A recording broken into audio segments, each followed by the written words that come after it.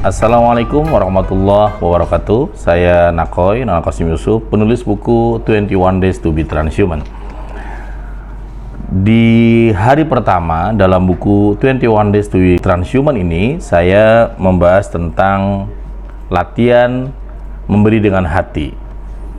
Jadi ternyata memberi itu kalau kita dengan hati, maka kita ya betul-betul memiliki ketulusan yang luar biasa. Ada satu kutipan yang saya tulis di sini di halaman 29. Saya tulis bahwa kebahagiaan kita diukur bukan seberapa banyak kita memberi, namun diukur oleh seberapa banyak kita. Kebahagiaan kita diukur bukan seberapa banyak kita menerima, namun diukur oleh seberapa banyak kita memberi.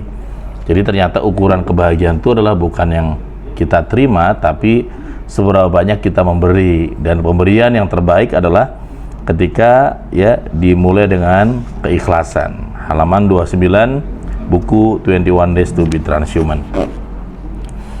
Nah, teman-teman yang great, di buku ini juga disampaikan mengenai tips bagaimana kita berhasil melewati atau mempraktekkan latihan 21 Days to be Transhuman pada hari pertama.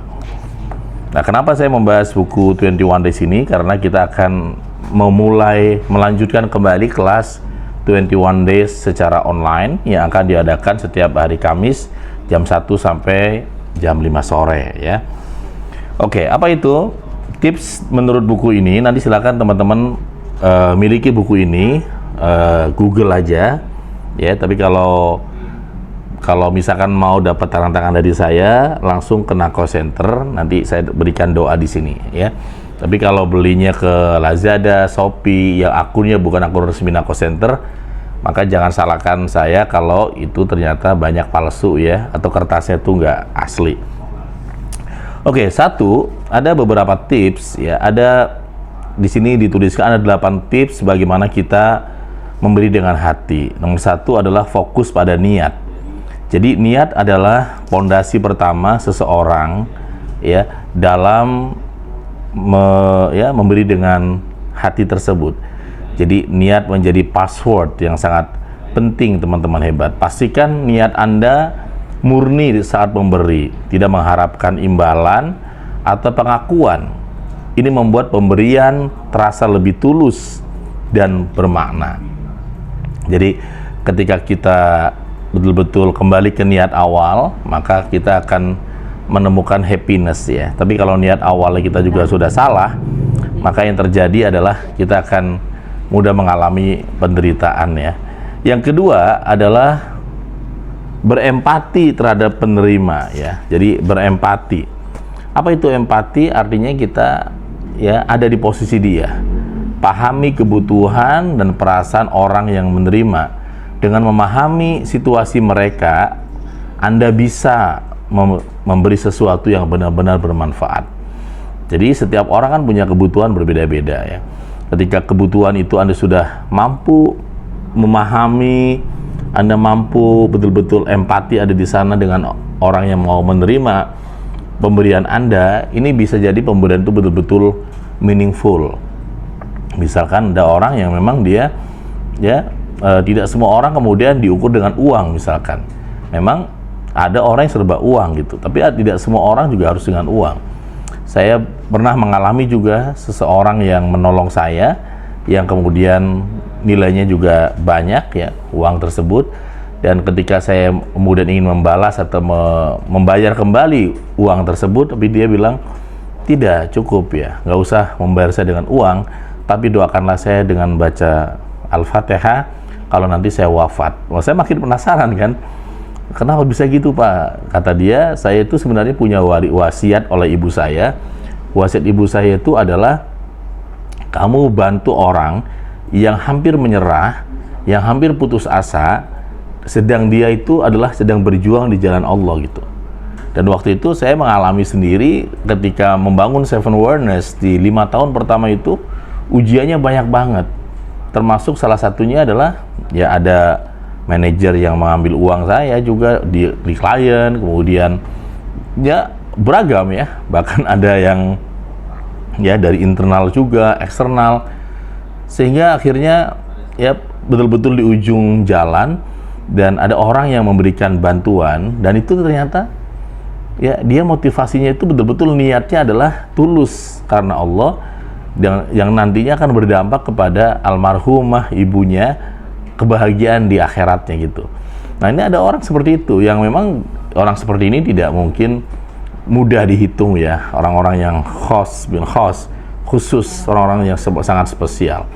Jadi ketika Anda mau memberi sesuatu kepada seorang itu, Anda berempati kira-kira apa sih yang sedang dia butuhkan, apa yang sedang dia cari, apa yang sedang dia inginkan ya. Misalkan, nah setiap orang punya kebutuhan. Ketika kebutuhan itu bisa Anda penuhi, Anda memberi hal yang dia butuhkan, ini Anda akan menjadi the real hero ya, atau betul-betul pahlawan yang sebenarnya. Nah, the real hero ini ya bukan orang-orang yang kita kenal di film, di Marvel atau sebagainya, tapi orang-orang yang turun pada saat kita sedang membutuhkan bantuan, dan orang itu seringkali bukan satu nasab, bukan keluarga kita ya, tapi dia punya kepedulian yang sangat tulus ya. Itu adalah nomor 2. Nomor 3 ini juga ada di halaman 31 ini, tidak mengharapkan balasan. Jadi ya, memberi dengan hati berarti memberi tanpa mengharapkan balasan. Pemberian yang tidak disertai harapan, maka timbal balik terasa lebih ringan dan penuh keikhlasan. Nah, ini pemberian yang tanpa ada harapan itu akhirnya ya seperti kapas yang ringan ya, sehingga suatu saat kita pun akan menerima pantulan kembali dari apa yang kita lakukan, teman-teman hebat. Yang keempat, pilihlah pemberian yang tepat. Berikan sesuatu sesuai dengan kebutuhan penerima, bukan hanya yang Anda anggap penting. Hal ini menunjukkan tentang rasa peduli kita kepada orang lain. Jadi misalkan kebutuhan saya adalah, misalkan saya maunya bagi-bagi sembako gitu kan, ternyata yang di hadapan kita bukan sembako, yang dibutuhkan adalah misalkan adalah buku tulis atau pakaian untuk anak-anaknya.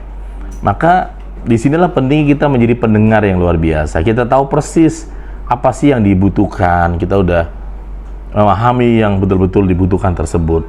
Disinilah kebutuhan kita butuh tidak hanya memberi, tapi bagaimana tepat sasaran.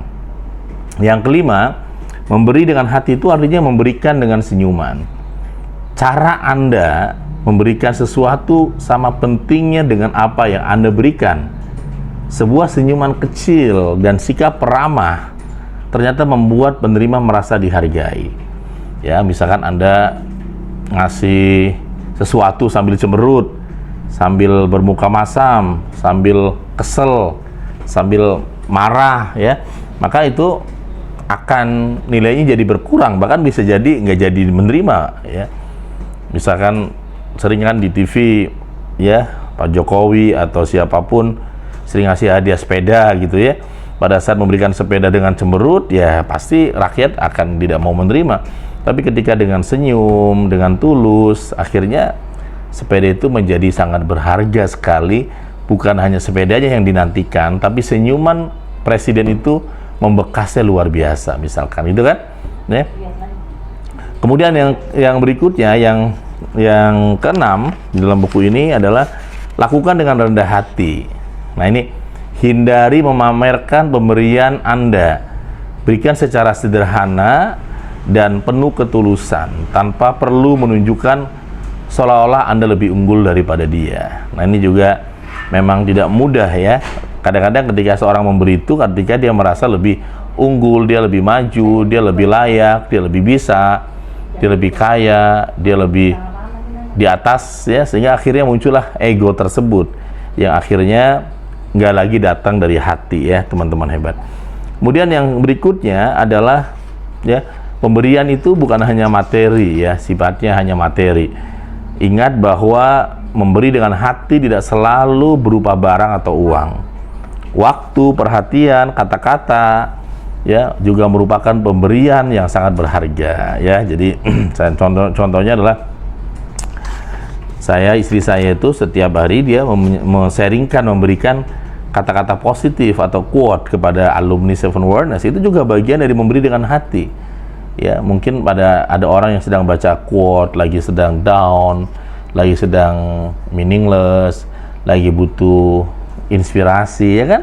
Lagi butuh motivasi, pas dapat itu langsung nendang banget, dalam banget kan, misalkan bisa aja kan teman-teman encourage, ya.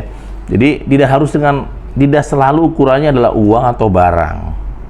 Waktu juga itu pemberian. Ketika ya guru memberikan waktu lebih kepada muridnya, harusnya pulang cepat, dia tambahkan lagi waktunya, itu juga bagian dari pemberian dengan hati, teman. Kita juga harus melebarkan bahwa tidak selalu uang. Memang walaupun uang itu tidak bisa kita hindari, tapi tidak selalu uang. Perhatian misalkan, perhatian juga penting. Memperhatikan itu bagian dari sodako juga ya. Memberikan perhatian itu juga bagian dari memberi perhatian, memberikan waktu, memberi kata-kata, itu juga pemberian. Ya, kita memberikan perhatian ketika kita punya karyawan, dia bilang buka pintu, assalamualaikum, kita juga balas waalaikumsalam, dan kita senyum, dan kita juga berikan perhatian, gimana kabarnya hari ini, menanyakan kabar hari ini aja kepada staf Anda itu memberikan impact yang sangat luar biasa dibandingkan misalnya kita cemberut, jalan lonong aja dan kemudian cuek ya. Itu juga bagian yang simple tapi memberikan pengaruh yang sangat besar ya. Kemudian yang berikutnya juga ya, ini juga yang terakhir di bab pertama ini, berbagi kebahagiaan ya. Ketika Anda berbagi, ketika Anda memberi, bagikan juga kebahagiaan. Rasakan bahwa Anda memberikan sebagian dari kebaikan hidup Anda kepada orang lain, yang membuat pengalaman ini lebih bermakna. Jadi membagikan kebahagiaan itu juga ya yang sangat-sangat penting.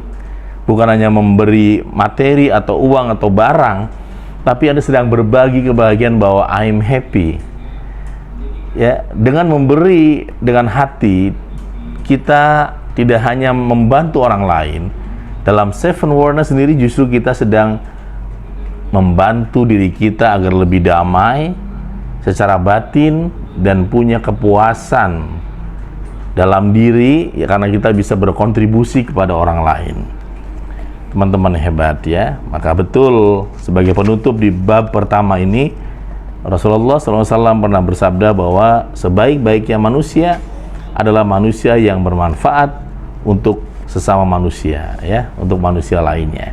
Semoga hari pertama kita di buku 21 Days to be Transhuman ini bisa selesai kita praktekkan memberi dengan hati yang gembira.